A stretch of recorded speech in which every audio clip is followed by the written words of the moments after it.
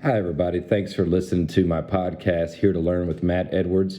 And this is a podcast that is just a collection of conversations that I have with colleagues of mine and educators that I've learned from throughout my time as a teacher.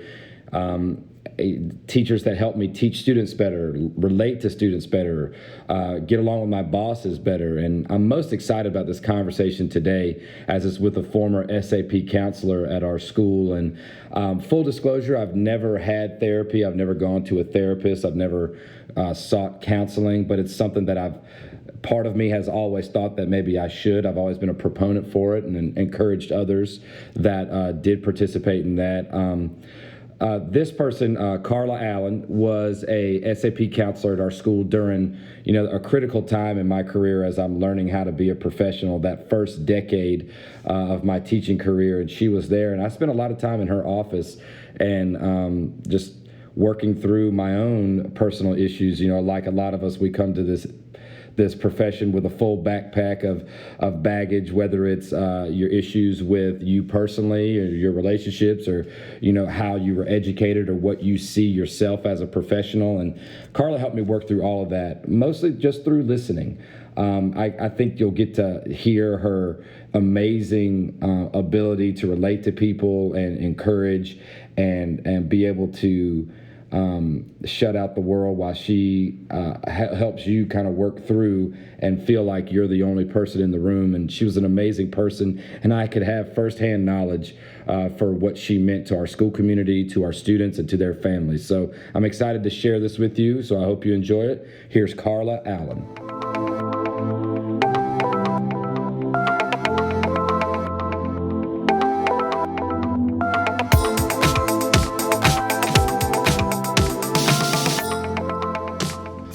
Well, Carla, I wanted to just kind of pick your brain about some things because when you were here as a teacher, when I was a teacher and you were here at Millbrook, you had such a great impact on our students and our staff. And I just always admired your ability to almost make the world stop when I was talking to you or when anybody would seek your attention, and what a valuable personality traits. I think it's more of a skill, really, to be able to do that and to make somebody feel like you're just 100% present and there's nothing else in the world going on. And I've always admired that and always knew that it was important for me because I've spent some time chatting with you, but I knew how incredibly important it had to be for our students. And you not being an academic counselor while you were here, you really got to focus on students. Is that right? Correct. And I learned a long, long time ago that I cannot impart my values on you or anybody else. And I have to respect from where you're coming and respect who you are and your beliefs and we can build any kind of relationship. I learned that many, many years ago, and that's been so helpful to me not to try to impart my values on kids, especially, and make them feel like how they think is wrong. It's to teach them if they need to learn something. It's to help them learn it, not to tell them that they're wrong. So when you just have to learn to appreciate people and their values and from where they're coming, and that's it's hard sometimes because you don't know where a kid's or an adult what their personal life is like and how it affects them at work or at school. And establishing a relationship with them is just so important. It's so incredibly important. I'll tell you this, all right, forgive how grumpy this is about to sound, but one of the professional development goals that I think Wake County has had the last couple of years, but certainly our school dug into last year, was stressing the importance of building relationships with your students. But it felt like they were trying to almost give you a how-to and a to-do list and all these things you're supposed to do. And me personally, as a coach and a teacher, I've always preferred it to be more organic, more spend the time and read the room a little bit before you jump in there. Tell me kind of where you were as far as building relationships. How have you developed your understanding of people, and what's usually your approach? Well, let me think about that one for a minute. I'm a really good listener, and I think in order to establish a relationship with anybody, you have to be able to listen, whether what you think they're saying to you is good or bad or right or wrong.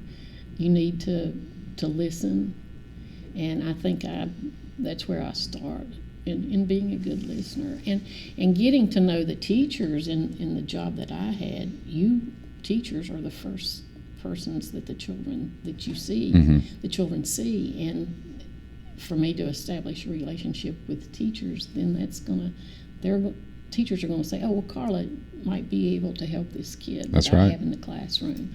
So that's always been important to me in any job I've ever had, is to get a relationship established, just a respectful relationship. I think the idea of listening, I think when we say it, everyone would probably give that answer. You got to be willing to listen to somebody if you want to get to know them. But like being somebody who's not a great listener, listening's difficult. Listening's difficult because our mind wanders, because we have our to-do list in our head, because we may not, like you said, value that person sitting across from them.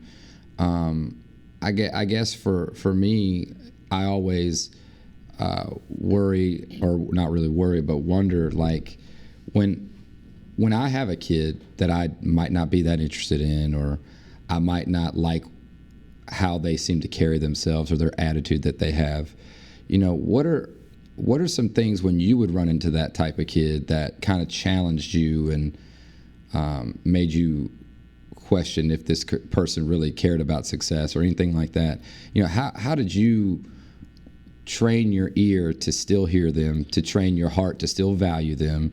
What were some go-tos that helped you in those tougher situations? I just have to walk away for a minute and get myself right, because it wasn't always about the kid. It's about me. Carla, something's going on here. You got to listen to this child. So right. I would just step away and talk to myself and say, you're being judgmental, or you're putting your values on it. And there's a lot of things that I don't understand about kids, about adults, about people. But if you are willing to listen to them, really, really listen, and hear what they're saying, maybe not even listen, but hear what they're saying, and what that means to them. Would it ever affect you? Would it ever? Oh, God. Would it go home with you? Would it affect the next kid you talk to? Oh, I used to be the worst crier in the world. I could go home and just think about it and just cry for these children and some adults, and that was really very hard for me. But over time, I developed the strength not to get emotional about it. But boy, back in the early days, I would take it home with me and wouldn't let go. Yeah, I can imagine. That's not healthy. You can't do your job if you let it eat away at you. Well, just kind of thinking a little bit broader picture. When you were a guidance counselor, not just at Millbrook, but your previous stops, where did you see you really being able to help students? Where did you feel like your role in your kind of social worker, kind of counselor, kind of a mom, kind of a mentor, kind of just a full-on support system for the kids? How did you feel like you were helping the most? By being there for them. Yeah. Because a lot of kids didn't have anybody. Some of the faculty that I would help from time to time, or listen to from time to time, didn't have anybody else. They, in order to help yourself, you got to talk about it. That's right. You can't keep it inside. And so there it comes back to the listening part. No matter what a child or an adult is feeling, it's big to them. If it's bothering them, it's a big deal to them. And you need to listen and let them talk about it. How often would you find people that would want to come and talk to you and spend time with you? How often did you find those folks seeking an answer or just seeking your presence and your ear? Was it ever a time where a kid or a teacher or a parent wouldn't leave without you having to answer? Did you ever feel like you had to be that answer? No. And because I don't want to say you've done this wrong or you need to do this, because it's always going to come back to me. That's right. Miss Allen said for me to do that. Uh-huh. And you just sit and help them to think about what it is how they need to change, not tell them how. Because if you tell them how and it backfires, then you're the bad one. So, and it hasn't helped your relationship with the student or anything. So, when you were at Athens Drive High School and then East Millbrook, and then to Millbrook High School, how did your role or responsibility change relative to your school and relative to the time at which you were at those places? Every school has a culture, mm-hmm. and you have to adapt to that culture. And I've seen that since I have retired. I work part-time for Jostens, and I go to all the schools in the county, and you can just see the cultures of the different schools. So you have to acclimate to that and adapt to that. And I'm trying to think at Athens how different the population. It was all the same, pretty much the same populations at each school, mm-hmm. just a different culture. Mm-hmm. Do you ever find that, and I'm certainly not going to get you in trouble because you're retired and you don't have to answer to these folks. Did you ever find that a principal or your administration in general would try to micromanage your position or tell you that you're going to be in this niche at this school, or did you feel like they trusted or understood what you were good at and they were just going to let you do that? I never felt micromanaged in all my years. I never did. I was pretty much, if I wanted to talk to my administrator about something I wanted to do, I would go in and say I'd like to do whatever and talk about it with them. And most times I was allowed to do it, but I never felt like anybody was breathing down my neck or anything like that, except one department person that wasn't familiar with my kind of job and didn't understand my job would really follow me and trying to say something without saying something. Yeah. But I never felt, other than that, it was a very stressful time because I had always been allowed to do my job without very much question. Mm-hmm. And then it happened that this person came along and was unfamiliar with what I did. Mm-hmm. Had never been exposed to an SAP kind of position. Right. Because they're not in every school in the state, and it was kind of difficult to deal with. But mm-hmm. I dealt with it and got over it. Right. Well, talk to me a little bit about dealing with parents. You deal with some sensitive topics. Wow. And just, in you and I's interaction, we've had a common student or two, and there's been some situations where we've had to get parents involved or even had to hold some parents accountable. Talk to me a little bit about interacting with parents and maybe some. Some parents are very difficult because you are invading their privacy. You are. And you're learning about their family business that they may not want somebody to know because everybody has something in their family that sure. they don't really want everybody else in the world to know. And I tried to convey to parents when I would talk to them that I was there with them, not against them, that we were going to try to work together to help their child. Mm-hmm. And but some parents would not be accepting of any assistance, as you and I both well know. it's very difficult when you know a child is really needy, Right. and their parents don't think they are. Their parents think that we are the ones that are making the trouble. Right, we're a solution looking for a problem. Yes, Yeah. yes. So that part is very difficult, but it all comes back down to trying to establish a positive relationship from the very beginning. And if you don't get that done, it's very difficult. Yeah.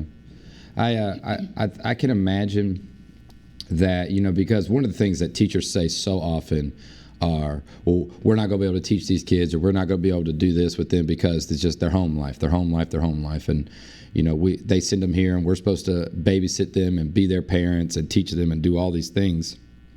And I can imagine that it's incredibly tough to be in your situation and have to talk to parents about things that their kids are dealing with, or things that's been exposed in your conversations.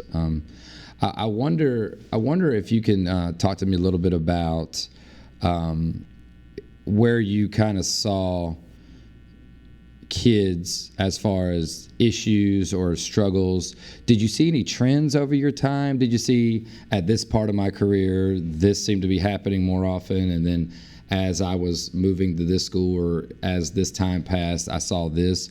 What I don't know if that might be a little sensitive to ask you about. No, or all the kids that I worked with had some personal social issue, whether it was drugs, pregnancy, homelessness, no parents, no family, and it was across the board. It's everywhere you go, and it doesn't cross socioeconomic Right. status at all. There's, it's just kids that, and I think one of the big things that when I left and retired, I was frustrated because there was not a lot of mental health help in this county to get. When we had kids who were very seriously sick, it was really hard for me to help a family find a placement for them because there was nowhere for them to go. Oh my goodness. And we would, there were places here in Raleigh, but they were mostly full, and when you could get them in, their stay was basically a 2-week stay. Mm-hmm. And that doesn't, a lot of times, that's not enough time to get anybody any help. And so that was the stumbling block for me, that it's just there are so many kids that have mental health issues, and people don't talk about mental health issues at all. Well, because we don't know anything about mental health, so if we don't know about it, if we just don't talk about it, it doesn't exist. It's not there. Right. And so, but it's definitely there. And I think from the things that I've seen in Wake County, they are growing in that area of having services to provide for kids and adults. I think that's improving, but that was very frustrating when I was working at all 3 of my schools. It was very difficult to find help for kids. And if a kid needed a therapist, some parents couldn't afford to pay. Right. And that was another stumbling block. So knowing that there's care out there, but I can't afford it, I just can't imagine that stress as a parent. Yeah. Or as a counselor, because you're with that person almost as often as they're with their parents. And parents love their kids. I don't care who you are, you're going to love your child no matter what, 99% of the time. And when your kid's got a problem and there's an adult that's not a family member trying to help you understand that your child has some issues, that's very, very difficult, because you're saying something's wrong with your kid. That's right. And it's not. You're just trying to help them see that they need to get help. That's right. And that is very, very difficult. And parents are not willing to accept the fact that their child needs help. Right. And they're not broken. They're not they're not bad parents either. No. It's that their kid, that everybody has issues and everybody has needs, and we have to meet their needs wherever their needs are. Yeah, and the mental health thing is such a scary thing because it's in my lifetime, Dorothea Dix has closed. There's just less and less support for that, and it seems to be because so many of my contemporaries don't think it's real or don't, maybe haven't been touched by it. We don't talk about it. We definitely don't talk about it. And that's, you got to talk about it. Because, my family, we've had issues in my family, and you have to talk about it to make it better. No doubt, because it doesn't have anywhere to go. No, but get worse. That's right. And that's what educating parents about, and everybody about mental health issues with young folks and adults. How did counseling affect you as a parent?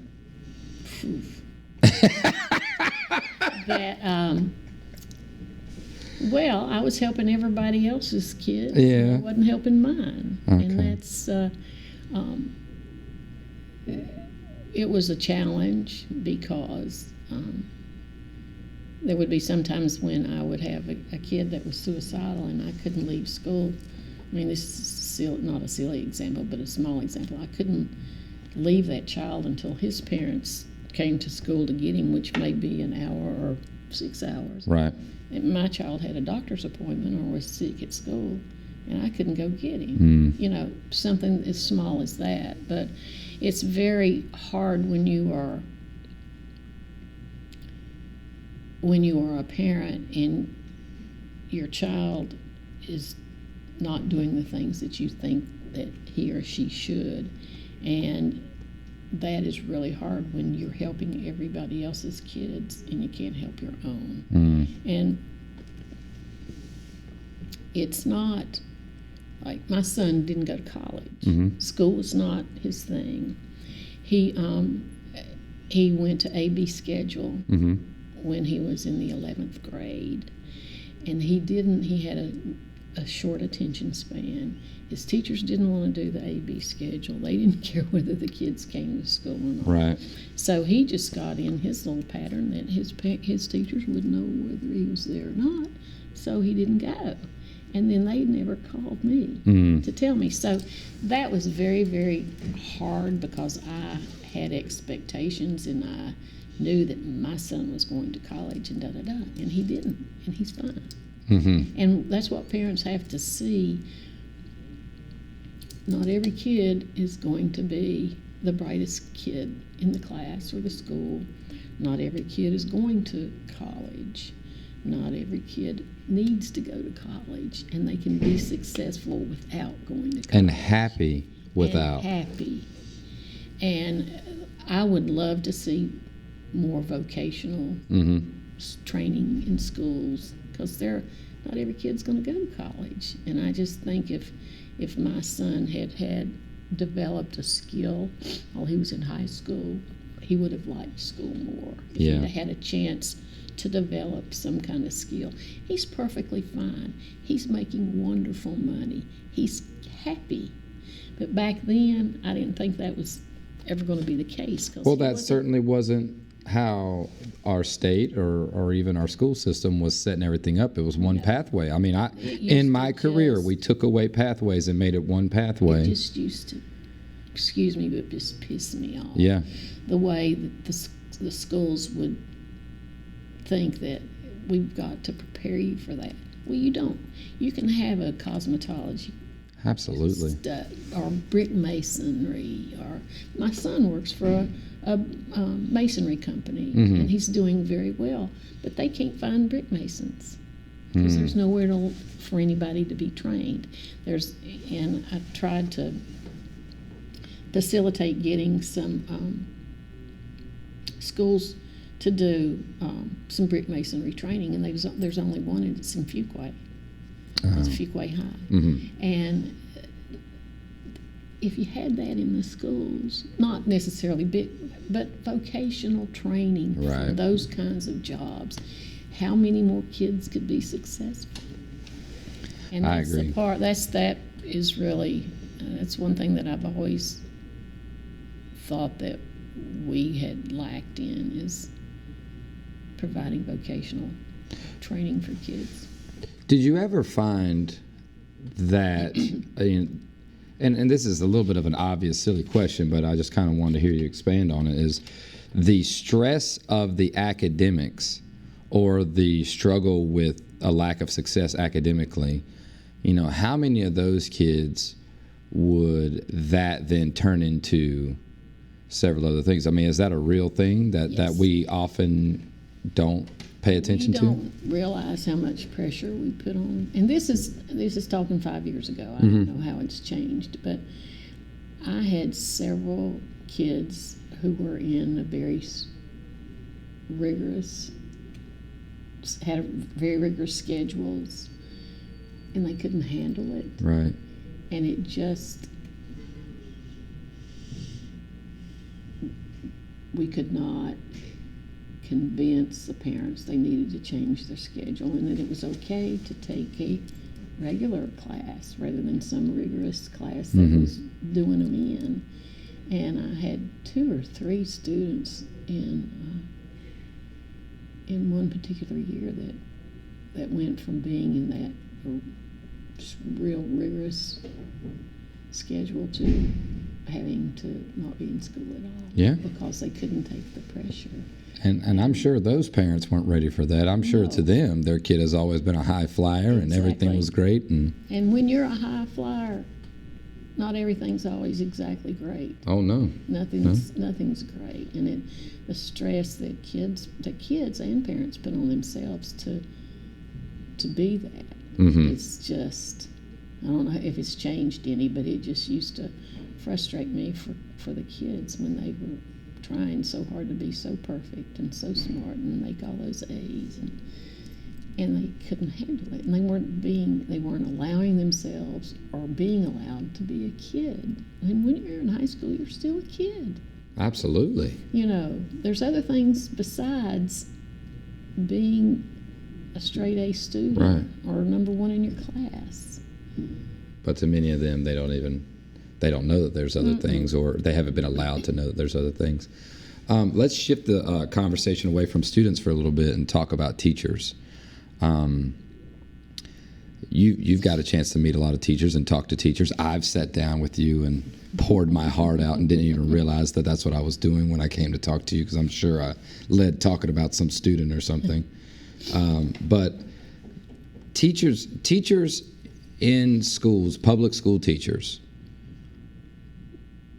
what do you feel like you were able to help them with? What were you able to be supportive with them with? Was it as simple as Matt comes and sits on your couch and we talk about it, or is it what were the things that teachers were struggling with that you felt like you could be supportive or helpful of? A lot of the teachers that they had personal problems that they didn't talk about, and they had so much stress on the school level about getting everything done and I just can't imagine the stress that teachers have on them with the amount of work that they're expected to produce above and beyond teaching in the classroom. That just used to just floor me. Right. And for a new teacher, all the responsibilities they have, that's a lot. Because most new teachers are young. Oh, young and don't know about being a professional? No, and they need support. And most of the teachers that sat down with me, that I would treat them just like I would treat a student. If they were having a real issue, well, let's see what we can do and where we can get you some help and how we can we give up something. And just went from there. Did you ever feel compelled to talk to your bosses about a struggling faculty, or was that always just a very protected kind of part of your job?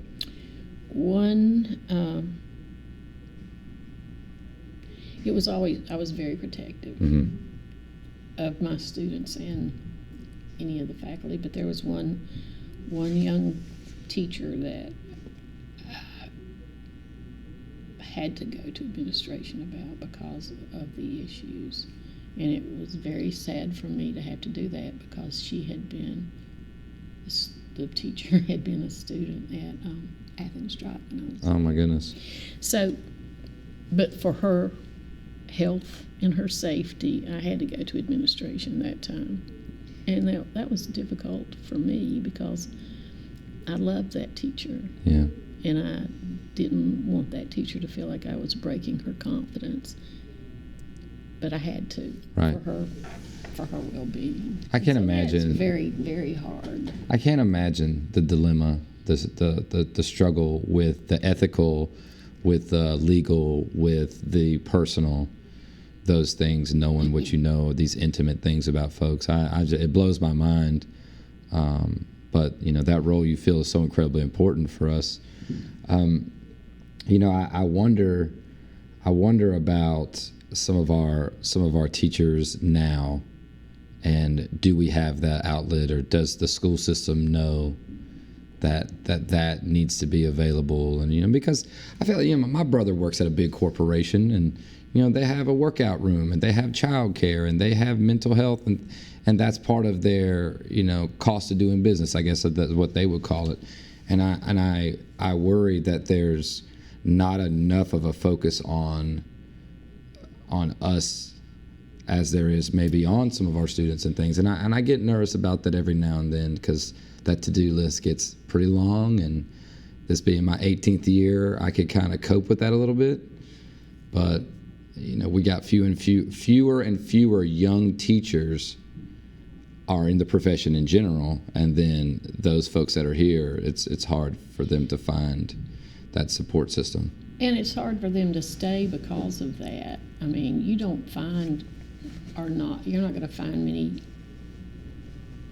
seasoned teachers anymore. Kids that start out now as teachers are not, unless they can relieve some of their stress. I'm not sure that they're going to be a career teacher. Right. And I get nervous that, like you just said, we're not going to have many career teachers anymore, and then the turnover is going to be, that really messes with your culture, your school. But I had my daddy worked for Champion International, and he started an employee assistance program back a long time ago, and that's what the SAPs were founded on, EAP jobs, to help and provide services for students that needed it.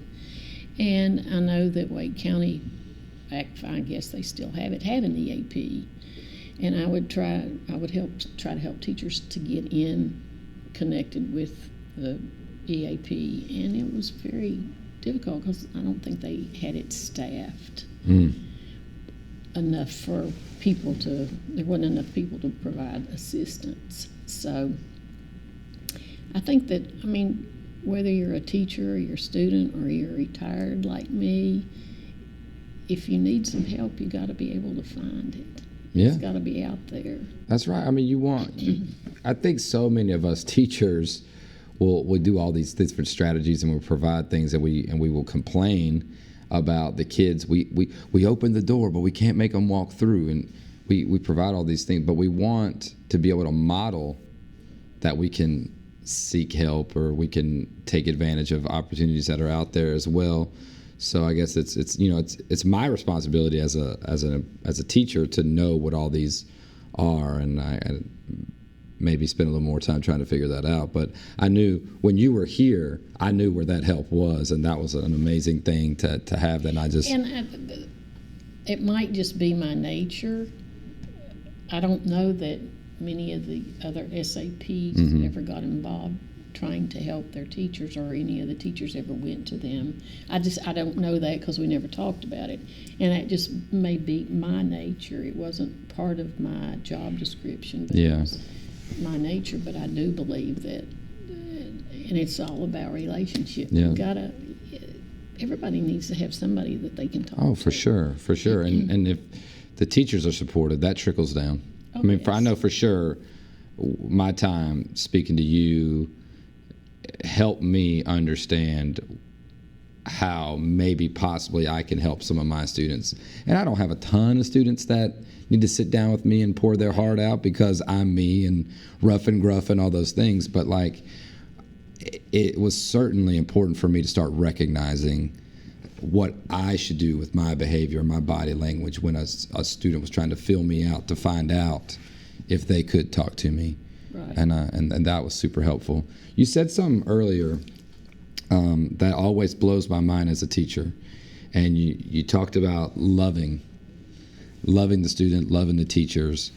When you say that, is this expand a little bit on that, because it's something that I struggle with when people, I have students that will say to me every now and then, you're supposed to love all your students. And I go, whew. No, you're not. Mm-hmm. You don't have to. You have to respect them. Mm-hmm. And maybe when I said that, maybe I didn't mean to say love, but you have to respect them unconditionally. And not every student did I love. Not every student did I like. Mm-hmm. But I was here to do my job, and that's where I had to look at myself and say, Carla, get over it. This kid needs some help. Right. So you help him. So it's an unconditional respect, I think, that you have to have for people. Do you feel like that's something that teachers struggle with, that idea of respect, or maybe it's defined differently in cultures? Or I think it's probably defined differently in cultures, and I think teachers want to teach kids. That's why they're in the classroom. Oh, yeah. And they're going to be very difficult kids that you're going to come across, but you got to figure out a way. I mean, you're there to teach, but you also need to figure out a way that I got to work with this kid because he's in my classroom. Right. And that's hard, mm-hmm. because you're not going to like everybody. No, you are not. No, not I can speak to that, I can but tell you that myself. But they're coming tomorrow anyway. Yeah, that's right. They are. Being here, and you just got to. That's when you take a look at yourself and say, "Shoot, I got to do a little bit better on That's this." right. All right, I'm gonna finish you up on this. I got a couple let me throw out some things in this last few years as you've been able to kind of step back and look at some of us silly folks that are still trying to do this thing. I'm gonna throw some topics out to you and tell me how you see that maybe affecting a school. All right, so we'll see how this goes. All right, we'll see how we go. Maybe all right. This might be the part that I say I don't know. That's all right. All right, social media. Mm. Where you are now in your world, how is social media affecting from what you can tell in schools? A lot. Mm-hmm. Because I go to all the different schools, it's just amazing to me that when you walk in any given school, any given time of day, it's present. Mm-hmm. And it's very influential on children, and it can be detrimental. And that's just tough to watch. It's hard. I always fear with social media and there's so many great things that you could do with it. There's communication and helping bring awareness to things, but it makes our country, our world seem so much smaller, yet we forget that it gives you access to all these people. So something that you say. I think the good thing about it does make our country smaller. Yeah. And but once you post something, you can't get it back. No. And I worked part-time after I retired. I worked a semester at Cary, and I had a student that put some stuff out there that she thought she was only sending it to one person. And then he got mad at her, and he sent it to everybody in the world. And so it was that part. I think kids don't get it, that you can't take it back. Okay, how about this one? In the last 5 years, our area's gotten a lot bigger. How's that affecting students? Too big. It's too big. I think you just can't get a relationship with kids when it grows so quickly. Right. I mean, this school, when I was here, at one time we had, I don't know what your population is now, but the population was the size of the town that I grew up in. Oh my goodness. And it's I think sometimes smaller is good. Well, it has gotten smaller in the last 5 years. Our school has gotten smaller as they've built other high schools, and us being a magnet school, as they've been able to change the population a little bit. But I think about, we have students that go to colleges that are half the size of this high school. Yes. And I'm just thinking, like, I didn't even know that was possible. I thought you get bigger when you go to a college, but it is. Well, I really, really have appreciated you spending time and talking. I've missed having you here, and the bright ray of sunshine that you were, and helping everybody. But I've also, when I started doing these podcasts, I've thought about you instantly, because I feel like your perspective is so unique, and it's an awareness of things that me as a teacher completely forget about. I mean, I get stuck on their EOCs, and I get stuck on their grades and their passing and their parents and sports and coaching and playing time and all that. And then I often have to remind myself that the kids aren't robots, the teachers aren't robots, the administrators aren't robots, that we are different people almost every day. But you know what? EOCs, if your kids don't have good scores, then are you going to get fussed at? Yeah. If you don't win on the soccer field, are you going to get fussed at? I mean, it comes back to you, you know, and it trickles down, and that's, being a teacher is a tough job, and people don't appreciate teaching. I don't think. It's a hard-earned job to do. Well, you have to please yourself, your administrators, teachers, parents, your parents of the kids you coach. That's right. So the kids you teach. Dang, it's a lot. It is. It's a lot. Well, my theory is, if they just paid us like, $200,000 a year, they could start being even more demanding if they want. That's true. I don't know if they'll be doing that anytime soon. No. Well, thank you, Carla, so much. You're welcome. I'm jealous that you're retired, although I feel like you work harder than I do. Oh. You know what? I get bored about 2 o'clock every day, and I just need to. I'm so thankful that I have this little part-time job, very part-time, because I can get up, get myself out of the house, and go do something. When I first retired, I thought I had to go somewhere every day, and I don't have to. I don't have to get out of my house and go somewhere every day, but I miss being around people. But it was time. Well, thank you. I appreciate your time and your perspective. Welcome. And I hope it was something you were looking for. It was better. It was better. Thank you. Okay.